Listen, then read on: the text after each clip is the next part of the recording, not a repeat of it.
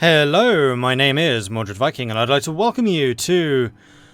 Wow, I'm actually doing a pre-recording rather than streaming this right now, because this is BattleTech, and the embargo has just gone up. So if you're watching this pretty much as the video goes up at 2 PM British summertime, then I'm probably streaming this right now. So if you want to see this being played live, go on over to twitch.tv/MordredViking. Otherwise, I will just be playing through the tutorial right now, and posting up the streamed content later on. So here we go. This is BattleTech. This is a new release. It's going to be available on... Actually, that's a very good question. When is this available? It is available... The 24th of April. There we are.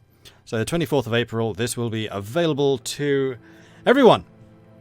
I should warn you, I am going to be playing the single-player campaign, therefore spoilers, quite possible.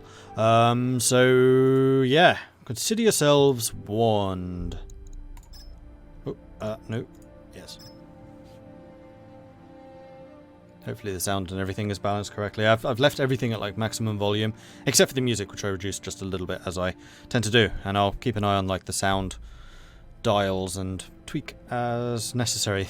Because I'm not doing this live, it's kind of hard to judge. What I hear here and what you guys hear is not always the same.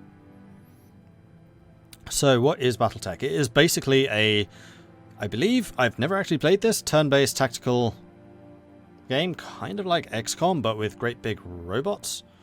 It is based on the Mech Commander games, I think. It's done by the creator of the original board game. It was kickstarted and then published by Paradox, and Paradox have very kindly agreed to give me a pre-release copy of the game, which is what we are playing right now.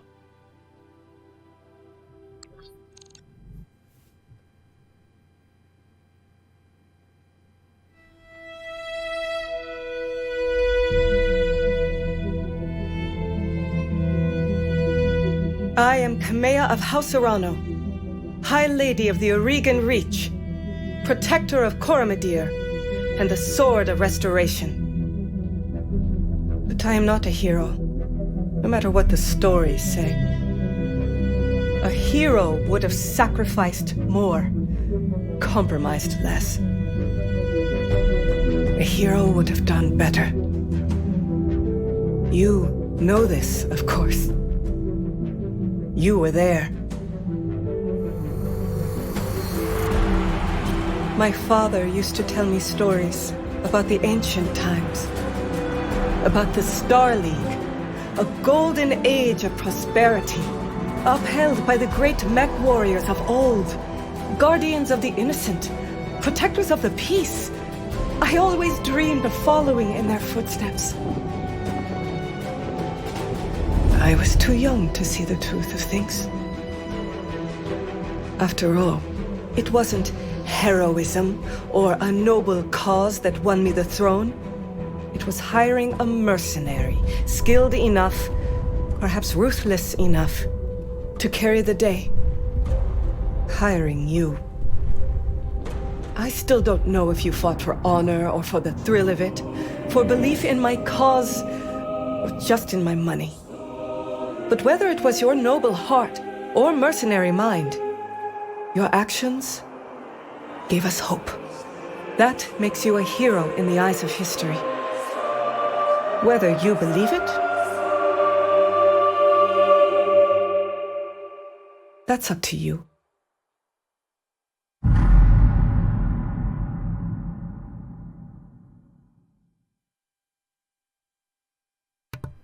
That was a pretty cool intro. Welcome to the Oregon Reach.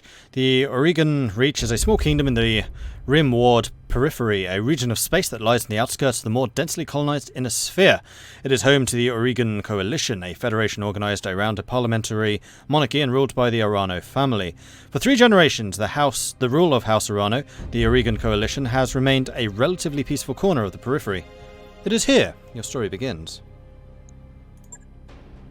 Decades ago, your family came to the Reach from the Draconis Combine. Mech warriors who hail from the Combine tend to be fierce, disciplined, and relentless warriors, no matter the odds they may face on the battlefield. Mech warriors who hail from the Free Worlds League tend to be passionate, enduring fighters who value justice and equality above all else. Mech warriors who hail from the Federated Suns tend to possess more finely honed skills and better equipment than their counterparts from other regions of space. They often see themselves as righteous warriors and champions of liberty, sometimes to a fault. Mech warriors who hail from the Lyran Commonwealth tend to be hardy, well-equipped and well-trained, though they have earned a reputation for not being particularly strategic thinkers on the battlefield. Just a note, I'm not reading everything right now. If you want to pause, then obviously pause and read the rest. I probably will do the same myself. I just want to make sure that we keep things moving so we can actually get some of the gameplay. Mech warriors who hail from the Capellian Confederation were dedicated and steadfast combatants, capable of holding the line and often surpassing those opponents who would make the mistake of underestimating them. Mech warriors who hail from the Magistracy of Canopus can run the gamut of skill and fighting styles, but they often favour clever and unorthodox tactics on the field. The Taurian Concordate tend to be stubborn and aggressive. They can be quick to anger, but are nonetheless skilled and perceptive combatants. No easy way to characterise mech warriors hailing from the Rimworld periphery. They can be anything from petty thugs to ruthless tacticians to skilled and honourable warriors. And from the deep periphery are rare, but even rarer is the mech warrior who will admit to such an origin. Well, I'm going to say probably not the deep periphery. I have no idea what the difference between these is. Fierce, disciplined, relentless. Passionate, enduring, justice, equality. Finely honed skills and better equipment than their counterparts. They're righteous warriors, champions of liberty. Reputation for not being... no. Capable of holding the line and surprising the opponents who would make the mistake of underestimating them. Possibly the Capellian Confederation. On the gamut of skill and fighting styles. No. I'm thinking Rimworld Periphery or the... what was it? Commonwealth? No. Capellian Confederation, that was the one. I think we're going to go with these. The Capellian Confederation suffered the most at the hands of the other successor states over the last 2 centuries of war, having lost nearly half the territory it once controlled at the height of the Star League's rule. Over time, the leadership of House Liao has transformed the Capellian Confederation into a socialist police state. With a highly regulated economy, most Capellians take great pride in their citizenship, which must be earned through the service of the state.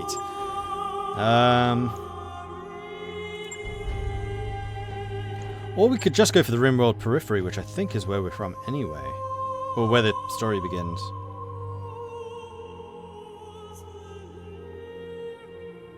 The nations and minor houses of the Rimworld Periphery have long played a role in the shaping of history. I keep thinking that's Rimworld Periphery.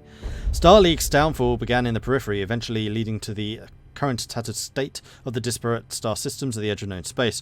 Periphery is still the galaxy's frontier, where the great houses of the Innosphere play deadly politics, petty bandit kingdoms thrive, and bandit pirate bands prey on the minor nobles trying to survive this hostile environment. Okay, I'm spending a little bit longer on this than I intended.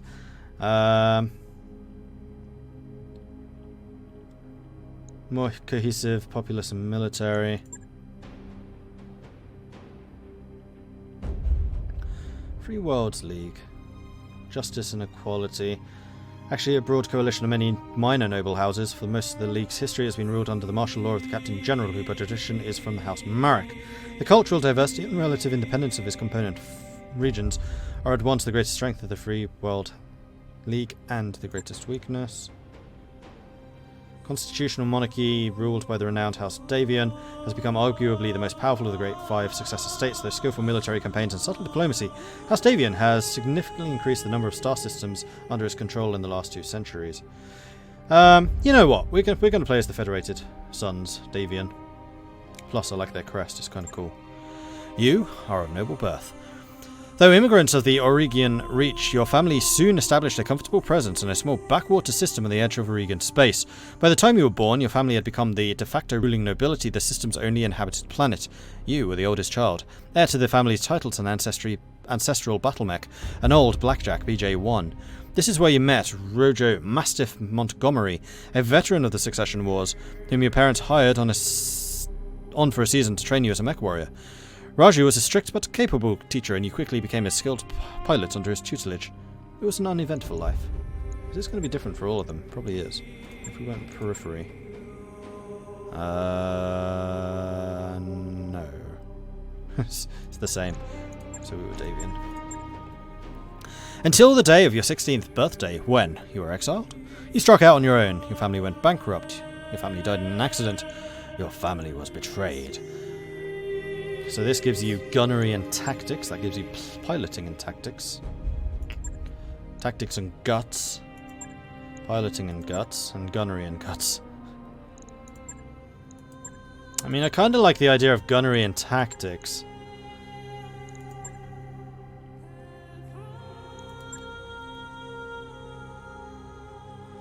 I think this is the more likely, though. As the heir to a noble family, you grew up wanting for nothing, and as it turns out, you can stand a life of pampered nobility. Finally, one night you stole away from the family's ancestral blackjack and set off to find a new life to call your own. But then again, the way that I tend to play games, especially you four, you know what, screw it, we're going to go bankrupt. Tactics and guts. I mean, gunnery and alright, we're going to be exiled. We committed the terrible sin of going bankrupt. There you go. Out on your own, you fell into life of an Oregon Coalition soldier, which gives you additional gunnery, a frontier pirate, which gives you guts, a Solarius gladiator, which gives you gunnery, an Inner Sphere mercenary, which is tactics, a frontier freelancer, which is tactics, or a merchant guard. I think probably the mercenary. Eager to get away from it all, you joined up with a minor Inner Sphere mercenary unit. Integrating into the tight-knit crew took time, but you eventually proved your worth and became a part of the family. Or gunnery. No, we're going to go gunnery. Unsure of your prospects, you travelled to Coromidia, the capital of the Oregon Coalition, and enlisted in the Coalition military. You quickly rose through the ranks, distinguishing yourself as a reliable mech warrior. Life as a soldier wasn't glamorous, but it suited you just fine.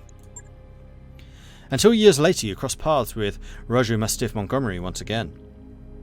On an ill-fated mission, you were caught behind enemy lines and separated from your lance. Raju happened to be on patrol nearby, and he launched a daring rescue. Upon finding out it was you who he had rescued, he brought you to the House Arano Royal Guard. So it is that you find yourself reunited with your old mentor, preparing the ancestral blackjack for guard duty on the coronation day of Lady Kamea Arano. Okay, so here we can choose our call sign, first name, last name, and choose what we look like.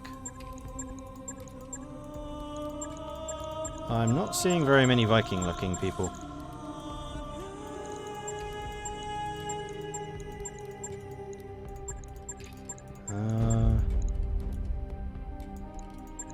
Come on, Vikings.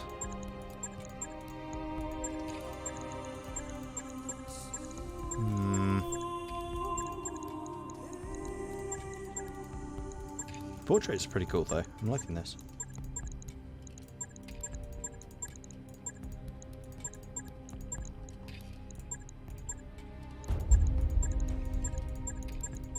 Probably that dude. Alright, call sign. Viking. Mordred. Last name. He. Oh no, not they. Oh, these are all women. Okay. That would explain why I'm not seeing Vikings, and also facial hair. Wow. Viking. Although I do like the goatee. I'm appreciating the goatee. What we really need is a jaunty hat guy. That's what we really, really need right now. Evil goatee dude. Big beard. Not bad, not bad. Crazy hair, big beard. Another goatee. I kind of like the windswept, like more veteran type character.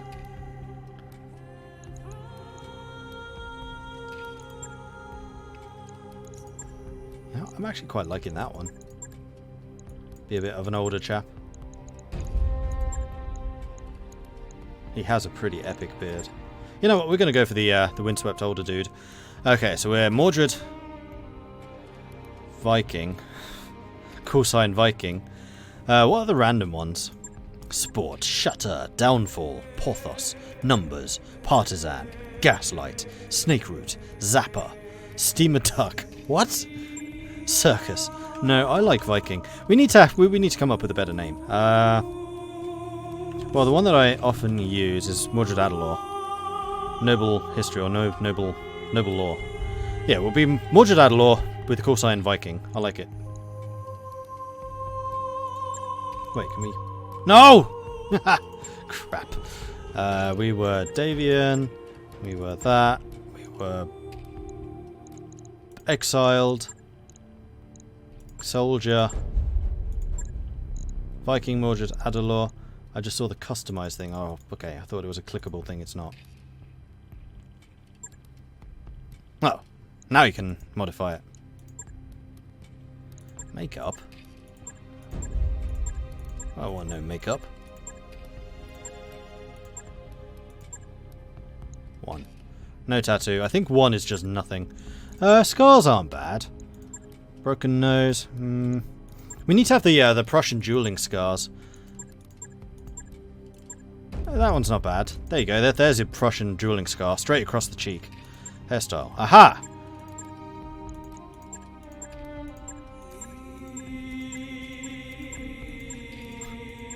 There we go. There we go! Haha! Expression. Slightly more. Nice. Complexion. Oh, I quite like that one. Hair roots. Here we are. There we go. Hair tips. Blonde. That's brown. Where's blonde? Could be a redhead Viking. Red hair is awesome. I'm gonna be ginger. Eyes. Blue. Skin. Pale. Lips.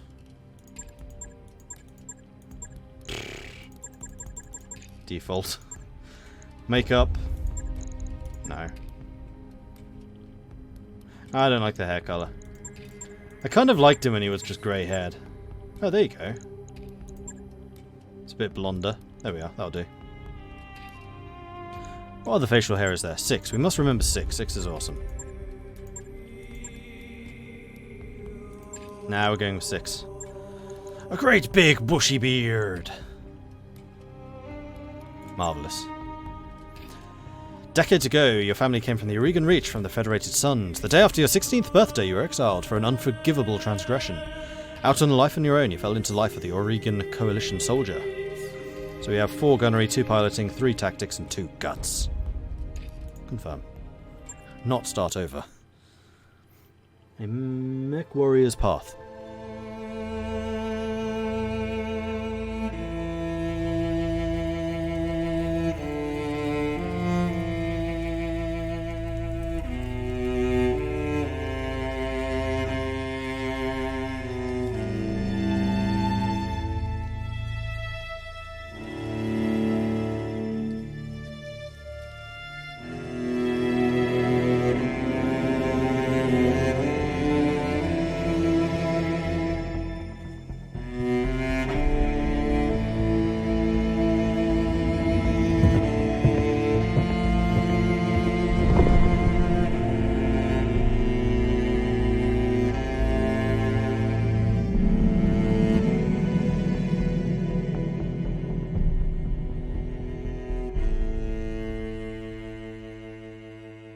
Looks like we're starting out with an escort mission.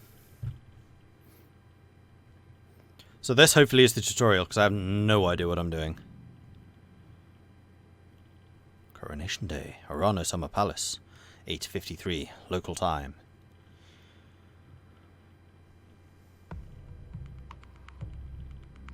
Flamers generate little heat when fired. Well, I guess they're expelling the heat, aren't they?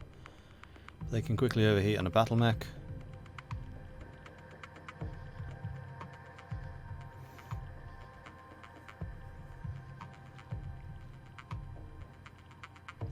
Mech warriors' morale transfers to the battlefield, allowing for the use of inspiration abilities in combat. Oh, so you have to worry about the morale of your pilots, as well as the bits falling off of your actual mech warrior.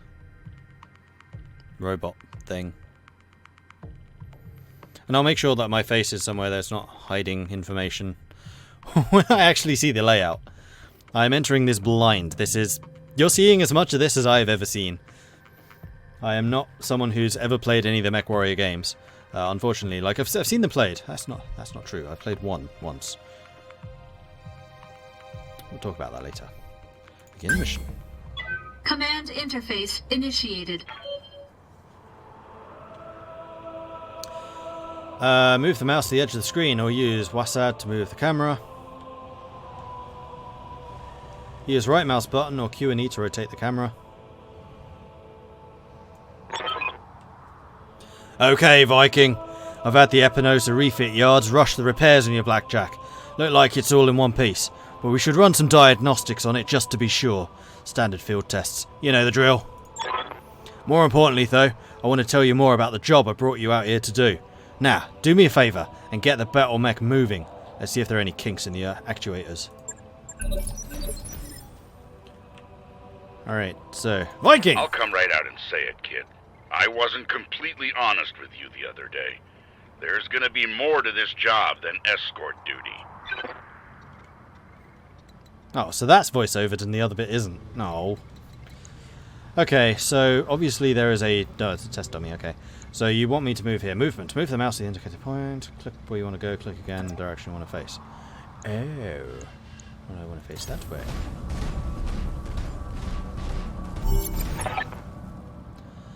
I brought you out here because there's something wrong in the capital. It's been too quiet since Lord High Temeti's funeral, and I'm worried about Lady Chimera's safety during her coronation procession. Anyway, looks like your actuators check out. Let's conduct a weapons test. Target one of those burnt-out old urban mechs and open fire. Like I was saying, I can't prove anything, but my gut tells me something's off, and a warrior trusts their instincts. Select a target with your mouse or press tab to cycle between targets. Press fire when ready. Fire! All weapons committed.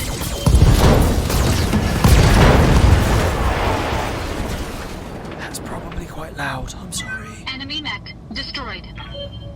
I'll turn that down a bit. Good shot. Your guns are in working order at least.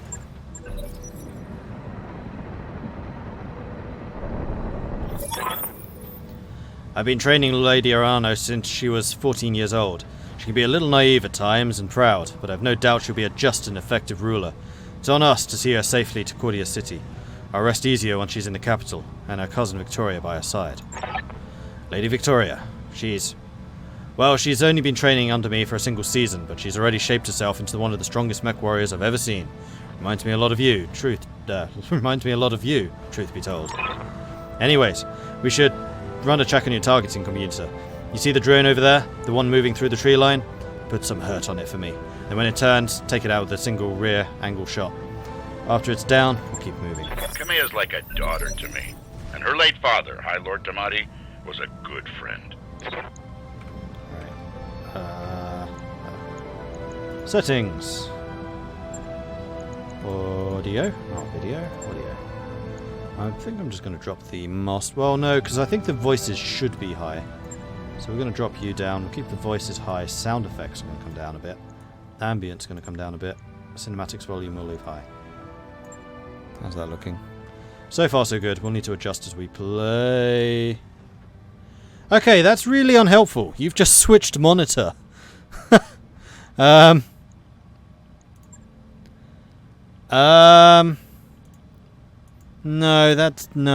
no. That's not what I was after. Oh, damn it.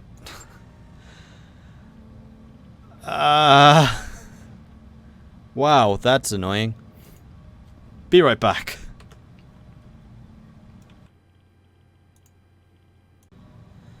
Okay, thankfully you can actually change which monitor the game is showing from this screen. So you've got full screen 1 or 2.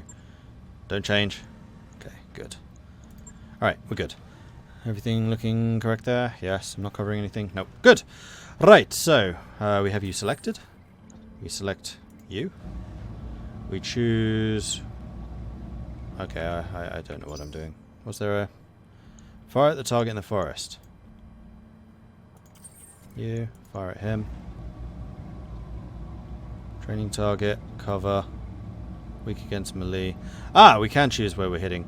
So I assume that that bit is armored. So where am I shooting this thing? Left side?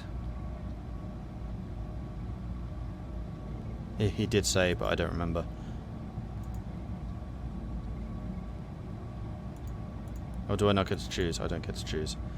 All weapons committed.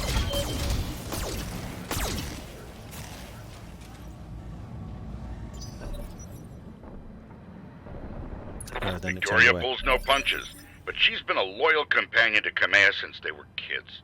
Aside from you, there's no one I'd rather have by my side in a fight. Alright.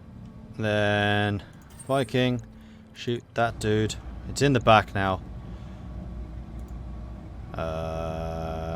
Is that a shield, or is that just saying where it's most likely to hit? Don't know. Shoot everything. All weapons committed. There we go.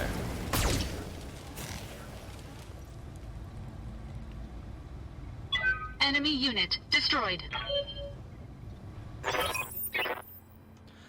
Nice shot. Now, I don't know how familiar you are with Oregon politics, but the Reach was badly shaken by Lord Tamatil's death. It needs a smooth transition of power, and Kamea belongs on the Cormorant throne. Go ahead and fire up your jump jet. Go ahead and fire up your jump jets, kid. I want to see you descend this cliff face. Aim for that patch of ground there, near the edge of the lake. Oops. Face. Enemy detected. Yeah, I was afraid of that. Jump jets build a lot of heat, and that was more than your engine could handle. Head on into that water. We need to get you cooled off. Okay, so heading into the water basically lets you vent heat, I guess. Oops, select you. Move to water. Keep facing the bad guys.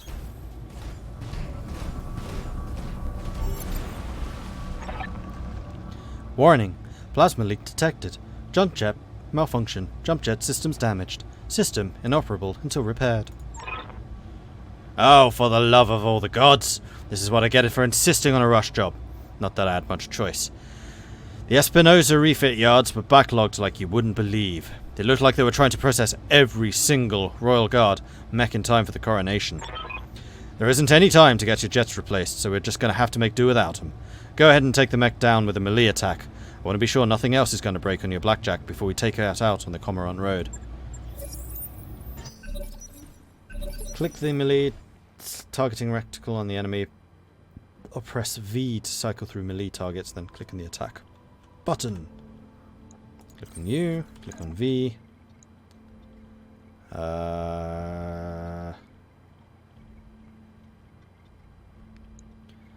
Melee attack using piloting skill to hit. Ignores evasive, hit removes guarded, deals damage and stability damage. Engaging physical attack. Good hit. At least that's a solid. Alright, one last test. I want you to take your blackjack up to this sprint and evade my attack. Push that engine, kid. If something goes wrong today, I want to know that your mech can maneuver. The further you move, the more evasive charges you will gain. Each evasive charge makes you harder to hit. So we're going to sprint to there, I guess. Oh, I see. So you can see the charges beneath the sprint thing.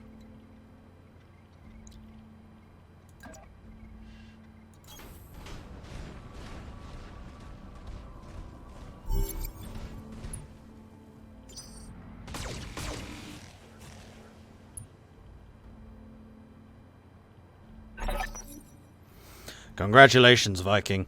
Your blackjack's as combat ready as it can be, given the circumstances. For what it's worth, I hope my suspicions turn out to be unfounded, and we end the day having a good laugh about what a paranoid old man I've become. But if not, then I know you'll be ready. Alright, it's time to move out. Lady Urano is waiting for us at the mech bay. And with that, I'm going to have to end this episode, I'm afraid. So thank you everyone for watching. I do hope you've enjoyed this. I will continue this tutorial and post it straight up after this, so probably within a half an hour or so. So if you have enjoyed this so far, be sure to hit that subscribe button so that you get notifications when new stuff goes up in the future. If you've really enjoyed this, then do consider checking out my Patreon, which you can find linked in the description below. And if you have any questions, tips, advice, anything like that, do let me know in the comments, and I'll do my best to respond and get back to you. If you want to see more of this type of thing recorded live, go check out my Twitch, which you can find at twitch.tv/MordredViking. That's where I tend to be the most active these days. I also have a Discord channel, which you can, again, find in the description below. That's where I tend to hang out. It's also where the community hangs out. They're a very cool bunch. They know an awful lot about games. And I'm pretty sure as excited about this game as I am. So thank you everyone for watching. I will catch you guys next time. Goodbye.